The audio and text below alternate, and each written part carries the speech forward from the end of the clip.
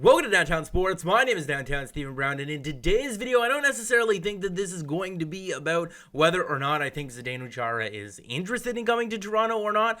I have no idea if he is. This is a video more about if the Leafs should be interested in Zdeno Chara.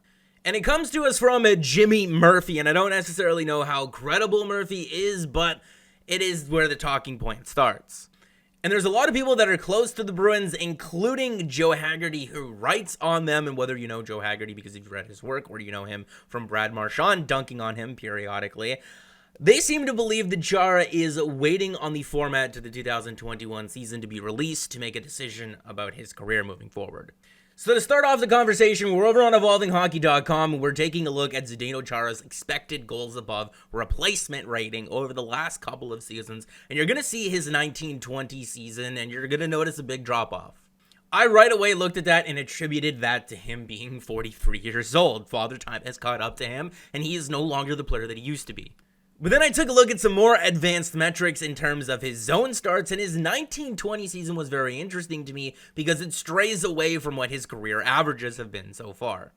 And it's not a lack of sample size. Zdeno Chara predates a lot of these advanced metrics, or when we started keeping track of them. But in the 19-20 season, he was used in a much more larger defensive role than he was even used in the prime of his career. So when you're looking at stuff like this, I don't necessarily think that it's too fair to judge Zdeno Chara based on his 19-20 season, because yes, he is an older player, but he's an older player that was used in much harsher minutes than what he was used to. That doesn't really seem like a successful recipe to use an aging, depreciating player in a larger role than what they're used to. And while Zdeno Chara probably used to be better at skating the puck into the offensive zone with possession, and while he probably used to be better at transitioning the puck from defense to offense and creating offense in terms of shot assists there, or breaking the puck out of his own zone in terms of zone exits, what he's always been known for is stopping you from getting the puck into his zone. And that is something that he still does ridiculously well, even at 43 years old. He's a very long and thick defenseman, and I'm sure Mike Babcock would love that if you remember his quote about long and thick defensemen with big asses. What a weird guy. But let me make this comparison here, and trust me, let me explain myself here. I'm not comparing Travis Dermott directly to Zdeno Chara. I mean, I kind of am. But the reason why I don't think that we've seen Travis Dermott in an elevated role on the Toronto Maple Leafs is because I don't necessarily think that Travis Dermott's game fits the game that the Maple Leafs or Kyle Dubas and Sheldon Keefe would like to play, at least at the top end of their roster. There's room for players who have a playing style like Travis Dermott and Zdeno Chara, but at the bottom end of that lineup. Travis Dermott, not necessarily the best playmaking defenseman, but he can do it sometimes. Not the guy who you would trust to carry the puck into the offensive zone, but hey, maybe you might give him the puck to break it out of the defensive zone, and hey, maybe you might trust him to stop up someone at the blue line. And if we're looking at a guy like Justin Holl, who Kyle Dubas did sign originally to play for the Toronto Marlies, and Sheldon Keefe had him, and then gave him a larger role, and then gave him a $2 million 3-year contract extension last season, if we're looking at the style in which he plays, yeah, you would trust him to make a play in the offensive zone. Yes, you would trust him to break the puck into the offensive zone. Would you trust him to break the puck out of his own zone? No, not so much. And would you trust him to stop someone up at the blue line? Probably not. And the argument for why the Maple Leafs would prefer a guy like Justin Holl over the other two is that it's harder to find someone who's good at carrying the puck than it is to find someone who stops someone up at the blue line. But is one more important than the other? No.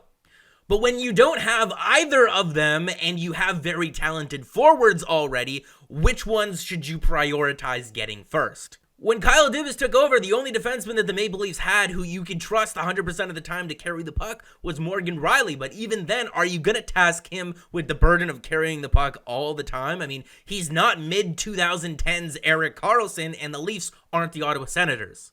And if you already have very talented forwards, then why wouldn't you want defensemen that complement them or make them better? And that's why Kyle Dubas has spent the majority of the time prioritizing finding guys like Justin Hulls before he finds guys like Jake Muzzins. But he has found the Jake Muzzins of the world, and he's also found the Justin Hulls of the world. By the way, Jake Muzzin is absolutely money. He does absolutely everything well. And to me, I think it's unfortunate because if the Maple Leafs didn't already have a guy like Zach Bogosian and 7 capable defensemen, and they weren't already considering using 11 forwards and 7 defensemen next season, I would have said that Zdeno Chara would have been a great fit for this team as the 7th defenseman. And when I mentioned Zdeno Chara being 43 years old and not necessarily having the greatest goals above replacement producing season in terms of his 1920 season, I want you to take a look at these two numbers here. Him being 43 years old and being in the 100th percentile in terms of percentage of time on ice versus elite competition. There is nobody in the NHL that faces more elite competitions than Zdeno Chara does, and he's doing it at 43 years old. And if you're looking at this offensive zone start ratio, there's nobody in the league that gets harsher defensive assignments than Zdeno Chara, and he's doing it at 43 years old. If you look at his 18-19 season, okay, yeah, he's getting a little bit less there, but still in the 17th percentile, still in the 99th percentile, but all the other numbers are better. And when we're taking a look at his 18-19 season and the zone starts there, yeah, that's pretty close to the career average of the deployment that he's used to getting. So what I will say is that I think that Zdeno Chara at 43 years old is capped out at being in the 100th percentile in terms of playing against the top competition in the NHL. But even a guy like Jake Muzzin is in the 80th percentile. And if you scaled back Zdeno Chara's minutes similarly to what Jake Muzzin's are, do you get more positive results? I don't think that that's too unreasonable to say.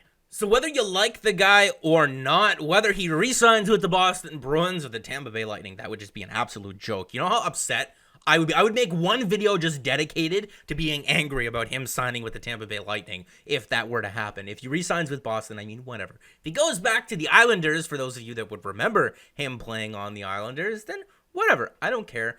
If he's interested in playing for the Toronto Maple Leafs, the Toronto Maple Leafs should be interested in him playing for them.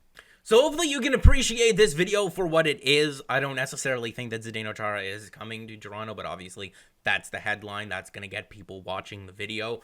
But I hope that you could also appreciate the conversation that I had about what type of defenseman that the Maple Leafs are using at the top end of their lineup and what type of defenseman they're probably looking for now to fill out the bottom end of it, and why guys like Travis Dermott haven't been given opportunities higher up in the lineup, and why guys like Justin Holl have. So make sure to like the video if you did like it and subscribe for more, because more is always on the way. And guys, remember, we're not going to be getting much hockey news until about the middle of December. So the next couple weeks or so, let me know what you guys would like to see from me here on the channel.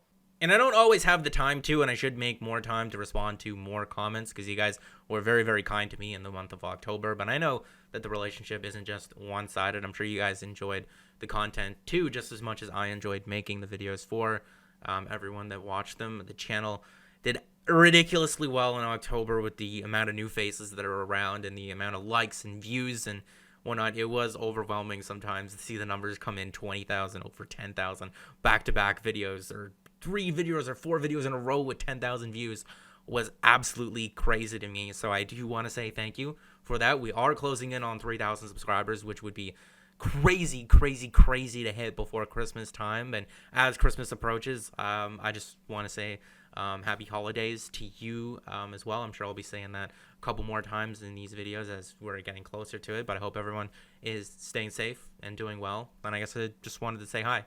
Don't always get a chance to, because I don't want to make these videos too long.